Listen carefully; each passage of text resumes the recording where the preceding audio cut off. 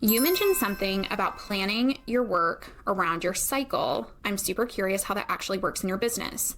Okay, so cycle here is menstrual cycle, and I have mentioned cycle syncing a few times. It's been doing it for about 2 years now, and I used to be super rigid about it. I think that's kind of a trend for me. Like, I tend to deep dive on things, and then as I learn more about them, I can become a little more fluid in the way that they act in my life. I have used a lot of tools over the years, but the easiest thing for me is a combination of my Aura Ring and the Aura app, Natural Cycles, which also is a tracking app, and then my Google Calendar. So I use those in conjunction with each other.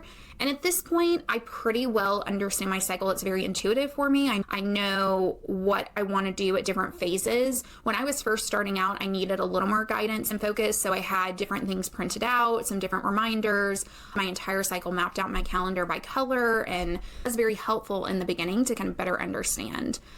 I have a general window when I'm open for work and do my most creative thinking, and that is in the first chunk of my cycle. So that's everything from the menstrual phase all the way up to like a week or so before my next cycle starts. My luteal phase will betray me. Like, decisions in the luteal phase will betray me in my follicular phase.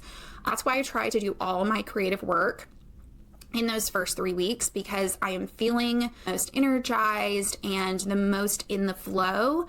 And then the flow slowly starts to slow down towards the end of my cycle, which is completely normal. But I try to honor that by not scheduling client work during that week, not scheduling any creative heavy lifting during that week, really just honoring where I'm at. And so that's when I'm catching up on emails. That's when I'm doing more admin, all of those things that are not as creatively taxing. If you want some good resources on cycle syncing, there are a couple of really wonderful books out there that I will put in the description of the video, and some resources that I used when I was first getting started with cycle syncing. But I try not to be super rigid in any of my scheduling in my business.